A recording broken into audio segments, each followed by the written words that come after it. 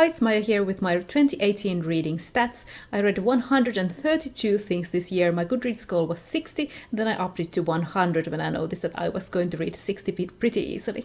But I did read very short stuff this year. I read 26,879 pages, and most of the things that I read were between 100 and 200 pages, and I definitely read a lot of comics this year. Let's first go through a couple of those things that Goodreads shows you in the Your Year in Books stat page. And it said that the shortest thing that I read in 2018 was Mona by Lee Alexander, which is a short story that is 24 pages. And the longest book Goodreads says that I read was Odinin lapsi or Odin's barn by Siri Pettersen with 614 pages. And this is a book that hasn't been translated into English. It's a young adult fantasy book. The most popular book in Goodreads that I read, and also 227,000 and more other people have also read, was The Raven Boys by Maggie Stiefvater. And the least popular book that I read, which only 11 other people had read on Goodreads, was Your Mother's Fox by Niv Sekar. This is a graphic short story. Then the highest rated book on Goodreads that I read in 2018 is Beneath the Dead Oak Tree by Emily Carroll. This has a 4.85 average rating on Goodreads, and I gave it 5 stars, so once again I agree completely. In 2017 also I had given 5 stars to the book that was the highest rated on Goodreads. And my average rating for 2018 was 3.3 stars, so I think that's 0.1 lower than in 2017. Now let's move on to some specific numbers and stats, but first I'd like to thank Brock from Let's Read, whose Google Sheet I use to track all my reading and which gives me all these nice stats at the end of the year. Out of the 132 things that I read, 76 were graphic works, so those would be comic trades, graphic novels, graphic shorts, anthologies, those sort of things, all sort of graphic works. 31 were novels, 17 were novellas, 2 were short stories, the aforementioned Mona and The Vampire by Polidori, which was 38 pages, and then 3 collections, so those are short work collections by the same author, 1 anthology. I did read a couple of comics anthologies too, but those were listed under the graphic works category.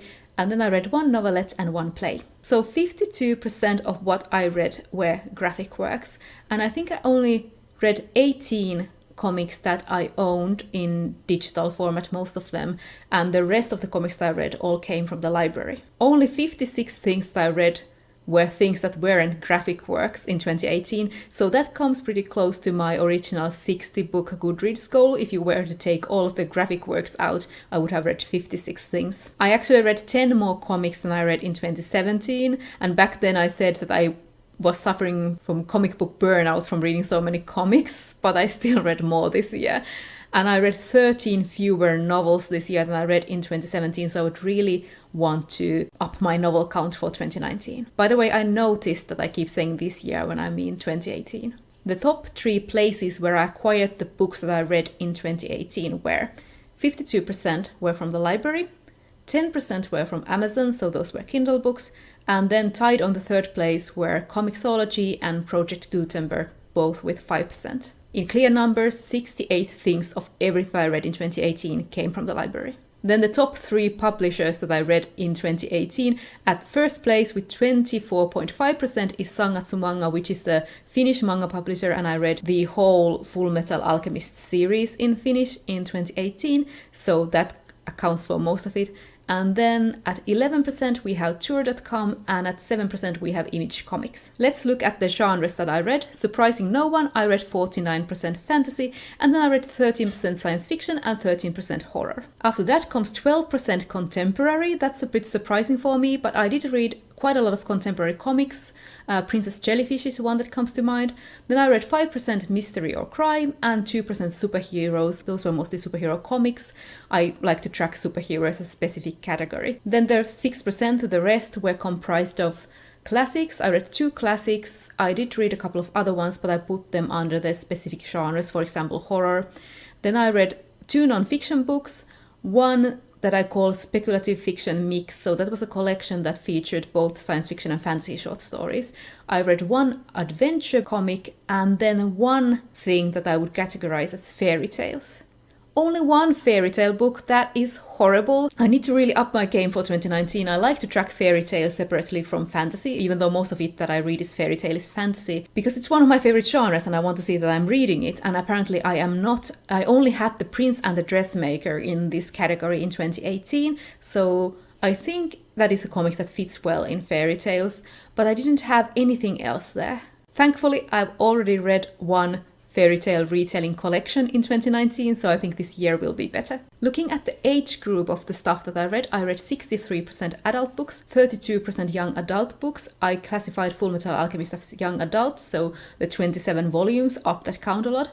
Then I read 3% kids books, those were all Moomin books, and 2% middle grade, which were a few middle grade comics. Then the languages that I read mostly in English. 77% of the things that I read were in English and 23% were in Finnish, mostly Moomins and manga, because manga is already translated from Japanese, so there's really no reason for me to read it in English, because that would also be a translation. And I think we have pretty good manga translators in Finland. When it comes to series and standalones, 70% of what I read belonged in series and 30% were standalones. As to when books were published, I read mostly stuff published between 2010 and 2017. That was 68 books. Then I read 25 books from the 2000s. I read 23 books from 2018.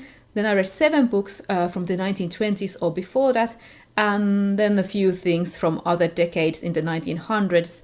But I didn't read anything from 80s or 90s. That was very surprising to me. Then looking at the books that I acquired 85 physical books, ebooks and comics in 2018, and I only read 34% of them, so my TBR grew a lot in 2018. Okay, those were all the book stats. Now let's look at a couple of author stats. Let's look at author gender first. 70% of what I read were written by women, 17% were by men, 7% were both, so that would be teams like in comics, and 3% are unknown. That would be the manga author Nagabe. That is a pen name, no one knows who they are. And then there was one other comic where I wasn't sure. And then 3% were by various, so those were anthologies with contributors from various genders. Then let's look at the countries where the authors came from. I thought this was a fun stat to track, and I didn't mention this in my stat video last year. But 40% of the authors I read were from the United States, 30% were from Japan, 17% from UK, 4% from Finland, 2% from Canada, 2% were like various, so they were anthologies with contributors from different countries, and then the rest of the 5% were 2 books from France, 2 books from New Zealand, 1 from Ireland and 1 from Norway. And then just to follow my own reading tendencies, I made a very loose white person of color category for my authors. 51.5% of what I read were by white authors, 37% were by people of color, 7.5% is unknown, where I had no idea and the information wasn't readily available, and 4% were both, so this was in cases where there were 2 authors, like in comics, a writer and an artist. And finally, I'd like to take a look at my best and worst reading months. My best reading month, both in the number of books and the page count, was May. I read 19 books, and that was 3,173 pages. Second best was August, with 16 books and 3,032 pages. And my worst reading month was December, with 4 books and 702 pages, mainly because of Vlogmas taking all my time. So that was all from my 2018 stats. Thanks for watching, I hope you enjoyed it, and I'll see you in my next video.